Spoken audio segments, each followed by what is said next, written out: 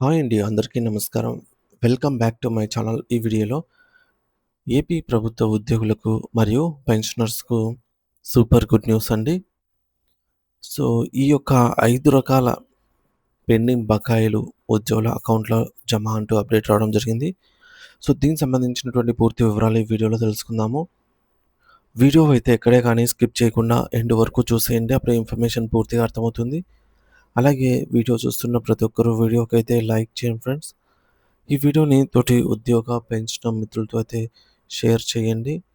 కొత్తగా మన ఛానల్ చూస్తున్న వారు ఇంకా ఎవరైనా సబ్స్క్రైబ్ చేసుకోకపోతే వెంటనే మన ఛానల్ అయితే సబ్స్క్రైబ్ చేసుకోండి. సబ్స్క్రైబ్ చేసుకోవడం వల్ల నేను చేసే ప్రతి ఒక్క వీడియో మీ వరకు రీచ్ అవుతుంది. ఇక ఆలస్యం చేయకుండా వివరాల్లోకైతే వెళ్ళిపోదాము. సో ఫ్రెండ్స్, ఇక విషయానికి వచ్చినట్లయితే గౌరవనీయులైనటువంటి ఆంధ్రప్రదేశ్ రాష్ట్ర ముఖ్యమంత్రి వర్యులు శ్రీ నారా చంద్రబాబు నాయుడు గారు 5 కీలకమైన శుభవార్తలనైతే ప్రకటించనున్నారు. సో, ఈ యొక్క నిర్ణయాలు ప్రభుత్వ ఉద్యోగుల సంక్షేమము, ఉద్యోగ భద్రత, వేతన పెంపు, పదోన్నతులు మరియు ఇతర ప్రయోజనాలకు సంబంధించి ఉండే అవకాశమైతే ఉంది. మరి రాష్ట్ర ఉద్యోగుల జీవితాలను మరింత మెరుగుపరిచేలాగా పలు నిర్ణయాలు తీసుకోవటం గౌరవనీయులైన ముఖ్యమంత్రి గారి యొక్క ముఖ్య ఉద్దేశంగా అయితే ఉన్నది. మరి అయితే ఆ యొక్క 5 కీలక శుభవార్తలు ఏమిటో ఇప్పుడు మనము చూసేద్దాము. సో ఫ్రెండ్స్, ఇక చూసుకున్నట్లయితే మొదటగా మొట్టమొదటిది మనకు డీఏ అన్నమాట. DA arrears payment. జూలై 2019 నుండి జనవరి 2024 వరకు మొత్తం దాదాపుగా 172 నెలలకు సంబంధించి డీఆర్ బకాయిలు పెండింగ్‌లో ఉన్నాయి. సో, ఈ నెలాఖరులో ఉద్యోగ సంఘాలతో చర్చించి వీటిని విడతల వారీగా చెల్లించే నిర్ణయం అయితే ప్రభుత్వం తీసుకోబోతోంది. అలాగే మనకు డీఏ అరియర్ టేబుల్ అయితే స్క్రీన్ పైన చూడొచ్చు.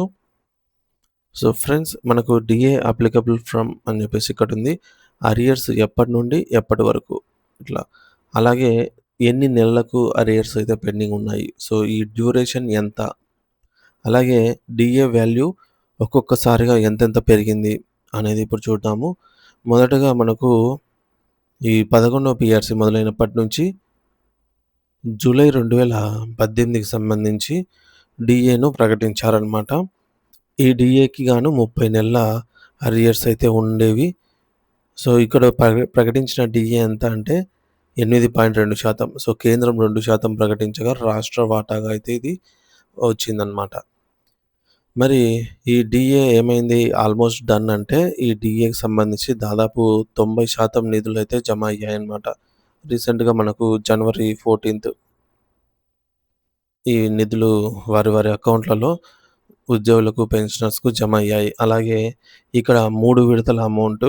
సో, ఇక్కడ 3 విడతలు, అలాగే ఇక్కడ ఒక 3 విడతలు వెలిసి 2 కలిపి 6 విడతల అమౌంట్ కూడా చాలామందికి జమ అయింది. కొంతమందికి 3 విడతలు జమ అయింది. కొంతమందికి అస్సలు కూడా జమ కాని వారు అయితే ఉన్నారనమాట. సో, అలాగే జనవరి 2019 డీఏకి సంబంధించి జనవరి 2019 నుండి జూలై 2020 వరకు ఆల్మోస్ట్ 31 నెలలకు సంబంధించి ఈ యొక్క అరియర్ అమౌంట్ కూడా చెల్లింపులైతే జరిగాయన్నమాట. సో, ఇక్కడితో మొత్తం టోటల్ డీఏ 18.2 కాస్త 4.55% పెరిగిందన్నమాట. సో, ఇది జనవరిలో ప్రకటించిన డీఏ ఇది కాదు. ఇది పెరిగిన డీఏ. ఇది టోటల్ అన్నమాట. సో, ఇక్కడి నుంచి ఇక్కడికొచ్చి టోటలు. ఇకపోతే జూలై 2019 డీఏకి సంబంధించి జూలై 2019 నుండి జూలై 2021 వరకు 30 నెలల అరియర్స్ అయితే పెండింగ్‌లో ఉన్నాయి. అవి అలాగే పెండింగ్‌లో ఉన్నాయి. సో, దీంతో డీఏ అనేది 9.1% అయితే పెరిగింది. అలాగే జనవరి 2020, జూలై 2020, జనవరి 2021 ఈ 3 డీఏలను మనకు కరోనా సాకుతో మాఫీ చేశారు. ఇవి ప్రకటించలేదన్నమాట. వీటి తాలూకా అరియర్స్ కూడా మనకు ఎప్పుడొస్తాయనేది తెలీదు. కానీ ఇక్కడ మనం చూసుకున్నట్లయితే ఈ డీఏకి సంబంధించి జనవరి 2020కి సంబంధించి డీఏ 10.92%గా ఉన్నింది టోటల్ డీఏ. అలాగే జూలై 2019కి గాను 13.65%గా అయితే పెరిగింది. అయితే జూలై 2021కి సంబంధించి జనవరి 2021కి సంబంధించి 17.29% పెరిగింది. ఈ విధంగా మనం ప్రస్తుతం తీసుకుంటున్నటువంటి DA 37.31% అన్నమాట. సో, వీటి తాలూకా ఇవన్నీ మనం చూసుకున్నట్లయితే ఇవన్నీ పెండింగ్‌లో ఉన్న బకాయిలే. దాదాపుగా 172 బకాయిలైతే నెలలకు సంబంధించి 172 నెలలకు సంబంధించి బకాయిలు 10 DAలకు సంబంధించి అయితే పెండింగ్‌లో ఉన్నాయి. ఇంకా మనకు జూలై 2024 DA అనౌన్స్‌మెంట్ అయితే కాలేదు. ఇది అనౌన్స్‌మెంట్ అయితే అవ్వాల్సి ఉంది. సో, ఒకసారి క్లియర్‌గా అయితే చూడండి ఫ్రెండ్స్. ఇందులోనే మనకు DA అనేది ఎలా పెరిగింది అనేది, అలాగే ఎన్ని నెలల అరియర్ అమౌంట్ పెండింగ్‌లో ఉంది అనేది, టైం గూడా మనకు ఎప్పటి నుంచి ఎప్పటి వరకు పెండింగ్‌లో ఉంది, ఏమి చెల్లించారు, ఏ DAలు ఇప్పటివరకు చెల్లించారు, అలాగే మనకు ఇంకా ఏవే DAలు పెండింగ్‌లో ఉన్నాయి, అంటే అరియర్స్ DAలకు సంబంధించిన అరియర్స్ ఏమేమి పెండింగ్‌లో ఉన్నాయి, ఇంకా ప్రకటించాల్సిన DAలు 4 అయితే ఉన్నాయండి. అందులో ఒకటి ఇది. మిగతాయి మనందరికి తెలిసిందే. సో, ఈ మొత్తం 10 నెలలకు సంబంధించి DAR అరియర్స్ అయితే పెండింగ్‌లో ఉన్నాయి. మరి DAR బకాయిల చెల్లింపులు వివరాలు ప్రస్తుత ఆర్థిక పరిస్థితులను దృష్టిలో ఉంచుకొని ప్రభుత్వం ఒకేసారి కాకుండా విడతల వారీగా ఈ బకాయిలను విడుదల చేసేందుకోసం ప్రతి నెల 4,000 కోట్ల నుంచి 5,000 కోట్ల రూపాయల వరకు కేటాయించే అవకాశం అయితే ఉంది. మరి బేసిక్ పే ఆధారంగా DA బకాయిలు జూలై 2019 నుండి జనవరి 2024 వరకు DA అరియర్స్ టేబుల్ అయితే మనకు ఇక్కడ స్క్రీన్ పైన అయితే చూడొచ్చు. టోటల్ 172 మంత్స్‌కి సంబంధించి DAR arrears total amount between July 2019 to January 2024, ఎందుకంటే మనకు ఇంతవరకే ప్రకటించారు కాబట్టి. So, DA arrear table approximately అండి. సో, అంటే మనకి ఇక్కడ వాల్యూస్ ఏవైతే ఉన్నాయో అవి మారుతూ ఉంటాయి. అంటే ప్రభుత్వం నిర్ణయించే వాల్యూ అనేది ఖచ్చితంగా ఉంటుంది. ఎందుకంటే మనం ఇది అంచనాగా వేయడం జరిగింది. సో, కాబట్టి ఇక్కడ చూడండి ఫ్రెండ్స్, రూ. 19,000 బేసిక్ పే ఉన్న వారికైతే 1,50,000 వరకు రావాల్సి ఉందన్నమాట. 1,46,000 వరకు. అలాగే 19,500 బేసిక్ పే వారికి 1,50,000. ఇవి టోటల్ 172 మంత్స్‌కి సంబంధించిన అరియర్ అమౌంట్ అండి. బేసిక్ పేని ఆధారంగా తీసుకొని 172 నెలలకైతే ఎంత అమౌంట్ అవుతుంది? సో, మనకు తెలిసిందే DAకి సంబంధించి ఎంతెంత అరియర్ అమౌంట్ ఉంది. సో, ఒకసారి 3.64% ఉండొచ్చు. అలాగే 3 ఇంకా DA ఎంతెంత ప్రకటించారో మనందరికీ ఆల్రెడీ తెలిసిందే. కాబట్టి ఈ DA ప్రకారంగా అయితే మనము లెక్క వేయడం జరిగిందనమాట. సో, బేసిక్ పే 20,000 ఉన్న వారికి 1,54,000 వరకు రావాల్సి ఉందనమాట. అలాగే చూసుకోవచ్చు టేబుల్ అయితే బేసిక్ పే అనేది 30,000 ఉన్న వారికైతే 2,31,000 అయితే అరియర్ అమౌంట్‌లో రావాల్సి ఉంది. అరియర్స్ రూపంలో. సో, చూసుకోవచ్చు. అలాగే బేసిక్ పే అనేది 40,000 రూపాయలుగా ఉన్న వారికి రావాల్సిన అమౌంట్ 3,08,000.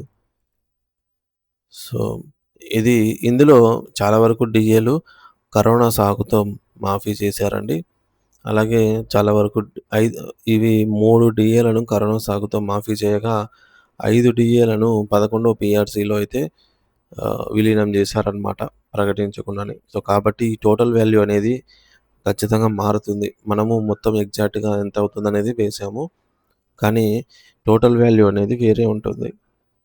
సో, ఇది జస్ట్ ఒక అప్రాక్సిమేట్‌గా ఇంత ఉండొచ్చు అని జెప్పేసి, ఇంత బేసిక్ వారికి ఇంత ఉండొచ్చు అని జెప్పేసి ఒక ఐడియా కోసమే. సో, 50,000 బేసిక్ పే వారికి రూ. 3,85,000 వరకు రావాల్సి ఉంది. అదే 60,000 బేసిక్ పే వారికి 4,63,000, 70,000 బేసిక్ పే వారికి 5,40,000, అలాగే 80,000 బేసిక్ పే వారికి 6,17,000. సో, ఈ విధంగా 9,000 బేసిక్ పే వారికి దాదాపు 7,00,000, రూ. 1,00,000 బేసిక్ పే వారికి 7,71,000. ఈ యొక్క DA అరియర్స్ చెల్లింపు విధానం. ప్రభుత్వం ఒకేసారి ఈ మొత్తం చెల్లించకుండా తక్కువ మొత్తాల్లో, ఎక్కువ విడతల్లో అయితే చెల్లించనుంది. సో, ఒకేసారి అంటే ఆ ఖజానా మీద బర్డెన్ పడుతుంది కాబట్టి, సో, ఉద్యోగ సంఘాలతో చర్చించి తుది షెడ్యూల్ అయితే ప్రకటించనుందనమాట. అంటే ఎన్ని DAలు రావాలి, యాక్చువల్‌గా ఎన్ని ప్రకటించేలా ఉంది ప్రభుత్వము. సో, అన్నీ ప్రకటించేలా లేకపోయినా కొన్నిటికైనా రావాల్సినవైనా ఖచ్చితంగా ఎంత అమౌంట్ రావాలి, అలాగే ఎంతెంత మంత్లీ స్పెండ్ చేయాలి ఈ యొక్క అరియర్స్ కోసము, ఎప్పటిలోగా తీరిపోతుంది, ఇవి ఇంకా ప్రకటించాల్సినటి వాటి పరిస్థితి ఏంటి, ఇవన్నీ కూడా ఆహ్, ఉద్యోగ సంఘాలతో చర్చించి తుది షెడ్యూల్‌నయితే ప్రకటించనుంది. మనకి ఇంకా 2024లో ఒక డీఏ, 2025లో 2 డీఏలు, 2026లో ఒక డీఏ, మొత్తము ఆ 4 డీఏలయితే పెండింగ్‌లో ఉన్నాయన్నమాట. సో, ఈ 4 డీఏలు ఇంకా పెండింగ్‌లోనే ఉన్నాయి. కొత్తగా ఇందులో ఆహ్, ఉన్న పెండింగ్‌లో ఉన్న డీఏలను గూడా ఈ యొక్క బకాయిలలో కలుపుతారు. మరి మొత్తం ఎన్నికల ప్రచారంలో భాగంగా ఇచ్చినటువంటి హామీ మేరకు అన్ని బకాయిలను 5 సంవత్సరాల్లో పూర్తిగా చెల్లించేందుకు, సో, ఆల్రెడీ 2 ఇయర్స్ అయితే కంప్లీట్ అయిందండి. కూటమి ప్రభుత్వం అధికారంలోకొచ్చేసి 2 ఇయర్స్ కంప్లీట్ అయితే అయిపోయింది. సో, మిగతా 3 ఇయర్స్‌లో వీటిని ప్రణాళిక వేసుకోవాల్సింది ప్రభుత్వము. సో, ప్రస్తుతం ఉద్యోగులు పెన్షన్లు మొత్తం డీఆర్ రూపంలోనే డీఏ బకాయిల కోసం 25,000 కోట్లు భారం ప్రభుత్వం పైన ఉంది అనేది అంచనా. సో, వీటిని విడతల వారీగా చెల్లించేందుకు ప్రభుత్వం చర్యలు తీసుకుంటోంది. సో, ఈ యొక్క బకాయిలను కూటమి ప్రభుత్వం అధికారంలో ఉన్న సమయంలోనే పూర్తి చేయాలనైతే భావిస్తుంది. మరి అది అవుతుందా లేదా అనేది తెలియాల్సి ఉంది. మొత్తానికైతే ఉద్యోగ సంఘాలతో చర్చ జరిపి బకాయిలను ఎలా చెల్లించబోతున్నారు అనే ఒక ప్రణాళిక అయితే చేయబోతున్నట్టుగా అప్డేటు. ఇకపోతే ఉపాధ్యాయ పెన్షనర్స్‌కు 12వ పీఆర్సీ. సో, 12వ పీఆర్సీ అప్డేట్ అండి. సో, ఆంధ్రప్రదేశ్ రాష్ట్ర ప్రభుత్వ ఉద్యోగులకు 12వ ఇచ్చిన హామీని నెరవేర్చేందుకు కసరత్తు ప్రారంభించిన ప్రభుత్వం ఈ నెలాఖరులోగా అన్ని ఉద్యోగ సంఘాలతో ముఖ్యమంత్రి చంద్రబాబు నాయుడు గారు చర్చించనున్నారు. సో, ఈ మేరకు వారితో చంద్రబాబు నాయుడు గారైతే భేటీ కానున్నారు. సో, 12వ పీఆర్సీకి సంబంధించి మంచి నిర్ణయం అయితే ఉండబోతోంది. అంటే పీఆర్సీ కమిషన్ ఏర్పాటు చేసి మధ్యంతర భృతి ప్రకటించే ఆలోచనలో ఉన్నట్టు తెలుస్తోంది. సో, ఈ యొక్క 12వ పీఆర్సీ గన ఇంప్లిమెంట్ చేస్తే మనకు బేసిక్ పే అనేది పెరుగుతుందనమాట. అలాగే హెచ్ఆర్ఏ గూడా పెరుగుతుంది. బేసిక్ పేని బట్టి హెచ్ఆర్ఏ పెరుగుతుంది. హెచ్ఆర్ఏ అనేది పెన్షనర్స్‌కి వర్తించదు. కేవలం ఉద్యోగులకు మాత్రమే. అలాగే ఎంప్లాయీస్ అండ్ టీచర్స్‌కు పీరియాడికల్‌గా ఇంక్రిమెంట్స్, కొత్త బేసిక్ పేని బట్టి అయితే పీరియాడికల్ ఇంక్రిమెంట్స్ 6 ఇయర్స్, 12 ఇయర్స్, ఈ విధంగా 16 ఇయర్స్, 24 ఇయర్స్ ఇంక్రిమెంట్స్ అనమాట. సో, ఎటువంటి పదోన్నతి లేని వారికి సర్టెన్ ఇయర్స్ వరకు పదోన్నతి పొందని వారికి ఆటోమేటిక్‌గా పదోన్నతి అనేది ఇస్తారు. సో, మరి అది ఎలా వస్తుందని, ఎన్ని సంవత్సరాలకు వస్తుందనేది కూడా మనకు మారే అవకాశం ఉంది. ఇది కూడా శుభ పరిణామమే. ఇక పీరియాడికల్ ఇంక్రిమెంట్ కూడా పెన్షనర్స్‌కి వర్తించదు. ఎందుకంటే వాళ్ళు రిటైర్ అయిపోయారు కాబట్టి. ఇక పెన్షనర్స్ ఎవరికైనా అడిషనల్ క్వాంటమ్ ఆఫ్ పెన్షన్ వర్తిస్తుందో 70 ఏళ్ళు పైబడిన వారికి ఈ యొక్క అడిషనల్ క్వాంటమ్ ఆఫ్ పెన్షన్ తిరిగి పాత స్లాబ్‌కు పునరుద్ధరణ. అలాగే ఇది ఎంప్లాయీస్‌కి వర్తించదండి ఏక్యూపీ. ఇక డీఏల రేటు, టీఏల రేటు కూడా పీఆర్సీ ద్వారానే మనకు అప్డేట్ అవుతాయి. సో, పెన్షనర్స్ యొక్క అడిషనల్ క్వాంటమ్ ఆఫ్ పెన్షన్ కూడా తిరిగి ఆహ్, పునరుద్ధరించాలి. 70 ఏళ్ళు దాటిన వారికి 10% గాను, 75 ఏళ్ళు దాటిన వారికి ఈ మేరకు 15% గాను తిరిగి పునరుద్ధరించాల్సి ఉంది. అలాగే మొత్తం మీద 12వ పీఆర్సీ అమలైనట్లయితే ఉద్యోగులకు, ఉపాధ్యాయులకు మరియు పెన్షనర్లకు వీరందరికీ కూడా మంచి బెనిఫిట్ ఉంటుంది అనైతే ఖచ్చితంగా చెప్పవచ్చు. ఇక మరొక అంశం ఏంటంటే ఐఆర్ అప్డేట్.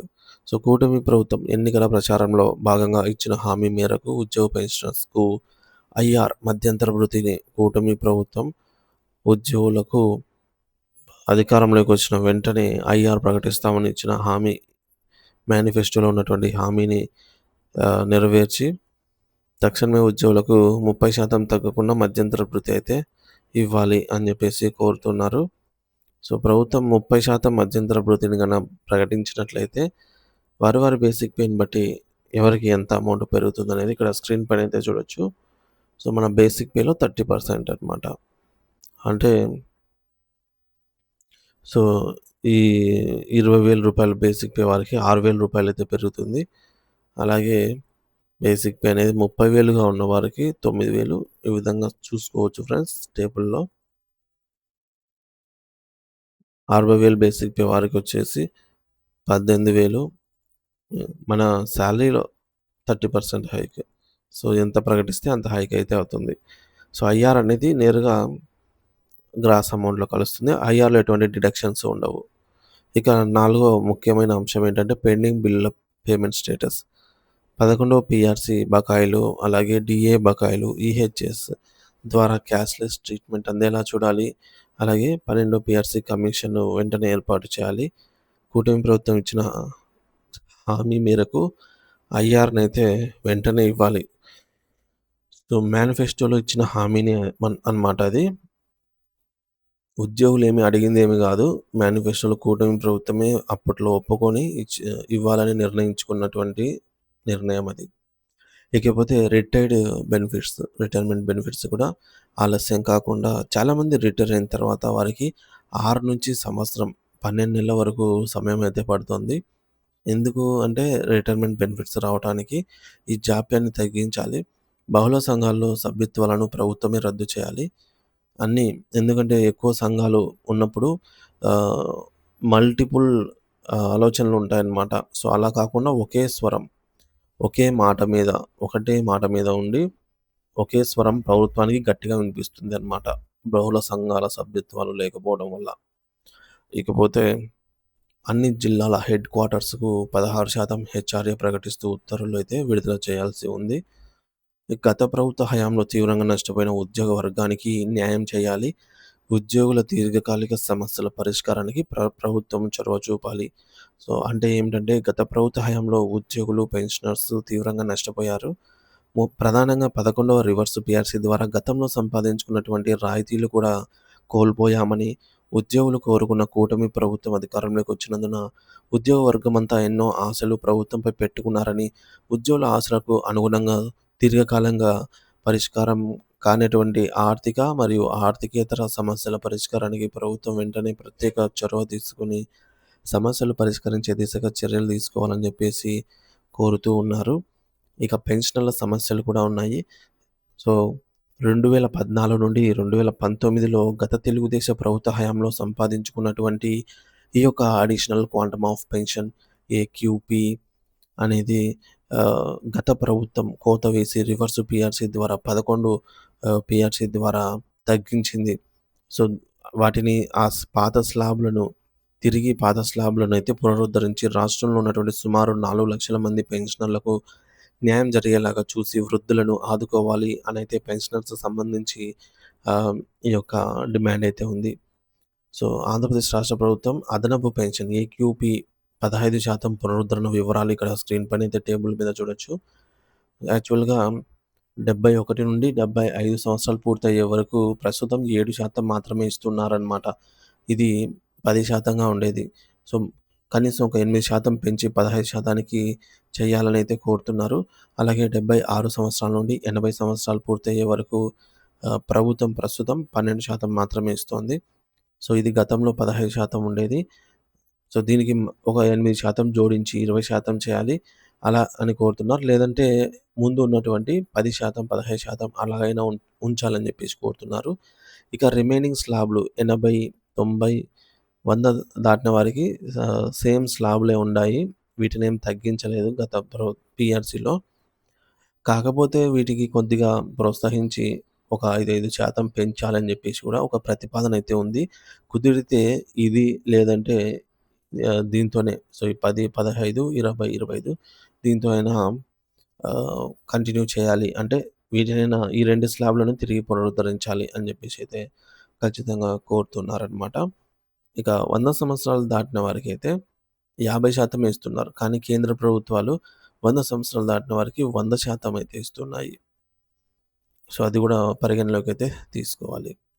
ఇకపోతే ఉజ్వల హెల్త్ కార్డ్‌లు ఈహెచ్ఎస్ కార్డ్స్‌కి సంబంధించి గత 10 సంవత్సరాలుగా పూర్తిగా జబ్బుతో పని చేయకుండా పోయినటువంటి ఉద్యోగుల, పెన్షనర్ల హెల్త్ కార్డులు తిరిగి పనిచేసేలాగా తగు చర్యలు తీసుకోవాలని ఈహెచ్ఎస్ స్కీమ్ కోసం ప్రతి నెల మా జీతాల్లోంచి, పెన్షన్‌లలోంచి రికవరీలు చేసుకొని కూడా ఎవరికీ ఉపయోగకరంగా ఈ యొక్క హెల్త్ స్కీమ్‌లు లేనందున తక్షణమే చర్యలు చేపట్టి ఈ స్కీము యొక్క ప్రధాన ఉద్దేశ్యమైనటువంటి క్యాష్‌లెస్ ట్రీట్‌మెంట్ అనేది ప్రతి ఉద్యోగ పెన్షనర్‌కు అందేలాగా చర్యలైతే తీసుకోవాలనైతే డిమాండ్ చేస్తూ ఉన్నారు. ఇక మహిళా ఉద్యోగులకు సంబంధించి చూసుకుంటే, మహిళా ఉద్యోగులకు కేంద్రం ప్రభుత్వ మహిళా ఉద్యోగులతో సమానంగా చైల్డ్ కేర్ లీవ్స్‌ను ప్రకటించాలి అని జెప్పేసి ప్రస్తుతం రాష్ట్ర ప్రభుత్వం మహిళా ఉద్యోగులకు ఇస్తున్నటువంటి 6 నెలల చైల్డ్ కేర్ లీవ్స్‌ను కేంద్ర ప్రభుత్వ ఉద్యోగులతో సమానంగా 2 సంవత్సరాలకు పెంచాలి. అలాగే టైమ్ లిమిట్ ఏం లేకుండా ఎప్పుడైనా వాడుకునే విధంగా వీటిని చూడాలి అని జెప్పేసి. ఇప్పుడు ఈ 6 నెలలకు సంబంధించి ఎప్పుడైనా వాడుకోవచ్చు. అదే విధంగానే ఈ 2 ఏళ్లకు పెంచాల్సిన అవసరం అయితే ఉంది. అది మహిళా ఉద్యోగుల నుంచి అందుతున్నటువంటి ప్రత్యేక డిమాండ్ అన్నమాట ప్రభుత్వానికి. ఇకపోతే ఐదో శుభవార్త ఏంటంటే ఖాళీలు భర్తీ, కారుణ్య నియామకాలు, రెగ్యులరైజేషన్ ప్రక్రియ. కాంట్రాక్టు మరియు ఔట్‌సోర్సింగ్ ఉద్యోగుల సమస్యలు. ముఖ్యంగా మనం చూసుకున్నట్లయితే గత ప్రభుత్వ హయాంలో కాంట్రాక్ట్ ఉద్యోగులందరినీ రెగ్యులరైజ్ చేస్తామని హామీ ఇచ్చి కేవలం కొంతమందిని ప్రధానంగా ఆరోగ్య శాఖ మరియు మరికొన్ని శాఖల్లో వారిని 2023 యాక్ట్ 30 ప్రకారంగా క్రమబద్ధీకరణ చేశారని, మరి విద్యా శాఖ అలాగే ఇతర శాఖల్లో పనిచేసే కాంట్రాక్ట్ ఉద్యోగులను నేటికి కూడా క్రమబద్ధీకరించలేదని, కనుక మిగిలిపోయిన కాంట్రాక్ట్ ఉద్యోగులను వెంటనే క్రమబద్ధీకరించాలని అయితే కాంట్రాక్ట్ ఉద్యోగుల నుంచి, ఔట్‌సోర్సింగ్ ఉద్యోగుల నుంచి ఉన్నటువంటి డిమాండ్ సమస్య అన్నమాట. సో, గత ప్రభుత్వం ఏదైతే 3000 మందిని రెగ్యులరైజ్ చేసిందో అది కూడా ఫుల్‌ఫిల్ చేయలేదు. వారికి కూడా ఇబ్బందులు పడుతున్నారనైతే తెలుస్తుంది. అలాగే రాష్ట్రంలో రెగ్యులర్ ఉద్యోగులతో సమానంగా పనిచేస్తున్నటువంటి సుమారు 1,00,000 మంది ఔట్‌సోర్సింగ్ ఉద్యోగులు ఆప్కాస్ కార్పొరేషన్ ద్వారా జీతాలు పొందుతున్నారు. ఇంకా ఆప్కాస్‌లో లేకుండా సుమారు 1,00,000 మంది ఉద్యోగులు కాంట్రాక్టు పద్ధతుల ద్వారా జీతాలు పొందుతూ మోసపోతున్నారు. కావున వీరందరికీ ప్రభుత్వం ఉద్యోగ భద్రత కల్పించేలాగా చర్యలైతే తీసుకొని రెగ్యులర్ ఉద్యోగులతో సమానంగా ఔట్‌సోర్సింగ్ ఉద్యోగుల ఆహ్, సో ఔట్‌సోర్సింగ్ ఉద్యోగులందరికీ కూడా సమాన పనికి సమాన వేతనము ఇచ్చేలాగా అయితే చర్యలు తీసుకోవాలని, అలాగే ఉమ్మడి మేనిఫెస్టోలో ఇచ్చినటువంటి హామీ మేరకు ప్రభుత్వ సంక్షేమ పథకాలు గూడా ఈ చిరు ఉద్యోగులకు వర్తించేలాగా ప్రభుత్వం చర్యలు తీసుకోవాలనైతే తీసుకొని ఉద్యోగులను ఆదుకోవాలని జెప్పేసి కూడా ఉద్యోగులు కోరుతూ ఉన్నారు. ఇది కాంట్రాక్ట్ మరియు ఔట్‌సోర్సింగ్ ఉద్యోగులకు సంబంధించి అన్నమాట. ఇకపోతే ఆబ్కాస్ రద్దు చేసి ఆబ్కాస్ రద్దు చేస్తే ఉద్యోగాలు పర్మనెంట్ చేయాలి. రాష్ట్ర వ్యాప్తంగా మున్సిపల్ కార్మికుల ఆందోళన. సో, ఈ విధంగా అయితే చూడొచ్చు. అలాగే ఉద్యోగ పెన్షనర్స్ చెల్లించాల్సిన బకాయిలు 11వ పీఆర్‌సీ బకాయిలు, డీఏ అరియర్స్ 2019 జూలై నుంచి, అలాగే పెన్షనర్లకు చెల్లించాల్సిన పదవీ విరమణ బెనిఫిట్స్ ఇవన్నీ గూడా ఆహ్, అలాగే ఉద్యోగుల అవసరాల కోసం దాచుకున్న జీపీఎఫ్ డబ్బులు, leave encashment, APGLI, surrender leaves, ముఖ్యంగా 24 గంటలు పనిచేసే పోలీసు సోదరులకు పెండింగ్‌లో ఉన్న సరెండర్ లీవ్స్ మంజూరు చేయాలి అని జెప్పేసి కోరుతున్నారు. సో, అలాగే 11వ పీఆర్‌సీకి సంబంధించి ఒక టేబుల్ అయితే మనకు స్క్రీన్ పైన అయితే చూడొచ్చు. ఎన్ని బకాయిలు ఉన్నాయని జెప్పేసి ఇక్కడ క్లియర్‌గా అయితే మెన్షన్ చేయడం జరిగింది. 2018, 19 సంవత్సరానికి 10% చెల్లింపులైతే చేయాల్సి ఉండగా, ఆ చెల్లింపులు 1,500 కోట్ల రూపాయల చెల్లింపులైతే జరిగాయి. అలాగే 2019 నుంచి 20 వరకు 20% చెల్లించాల్సిందిగా ఆహ్, సో, ఇక్కడ గూడా 3,000 కోట్లు మాత్రమే చెల్లించాయి ప్రభుత్వము. 2,000 కోట్లు పెండింగ్ ఉంది. ఇంక ఇక్కడ నుంచి మిగతావన్నీ గూడా పెండింగ్‌లోనే ఉన్నాయి. సో, చూడొచ్చు. ఈ విధంగా అయితే ఉంది ఫ్రెండ్స్. మొత్తానికి ఉద్యోగ పెన్షనర్ సంఘాలతో ముఖ్యమంత్రి నారా చంద్రబాబు నాయుడు గారు ఈ నెలాఖరులోగా భేటీ కానున్నారు. సో, వారిని సంప్రదించి ఈ మేరకు పెండింగ్ బకాయిలను ఏ విధంగా చెల్లించాలి, వాటికి సంబంధించి విధి విధానాలను అయితే ఖరారు చేయబోతున్నారు. దీనిపై మరింత అప్డేట్ రాగానే మీకైతే వీడియో రూపంలో అయితే అప్డేట్ ఇస్తాను. Thank you for watching this video.